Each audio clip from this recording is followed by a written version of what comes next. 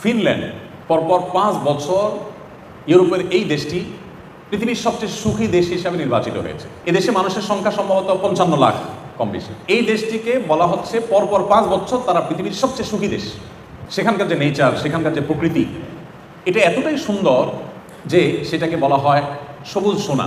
পুরো দেশটাকে বলা হয় সবুজ সোনা। এত সুন্দর একটি দেশ, এত সুন্দর প্রকৃতি, এত সুন্দরভাবে আল্লাহ তাআলা সাজানো একটা সৃষ্টি।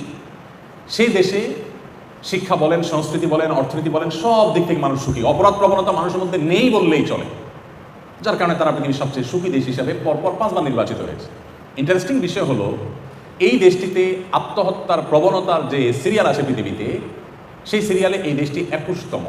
পৃথিবীর সবচেয়ে সুখী দেশ, কিন্তু আত্মহত্যার প্রবণতায় তারা 21 নম্বরে আছে। জাপানিজরা সবচেয়ে ভদ্র, জেন্টেল পৃথিবীর। এই জাপানিজদের মধ্যে আত্মহত্যার প্রবণতা সবচেয়ে বেশি। কোরিয়ানদের মধ্যে আত্মহত্যার প্রবণতা সবচেয়ে বেশি। এখন আমার প্রশ্ন হলো, পৃথিবীর সবচেয়ে সুখী দেশ, পৃথিবীর সবচেয়ে সুন্দর দেশ হওয়ার পরও মানুষ বেঁচে থাকতে চাচ্ছে না কেন? কারণ একটাই, সব কিছুই আছে, মানসিক প্রশান্তিটা আসলে নেই।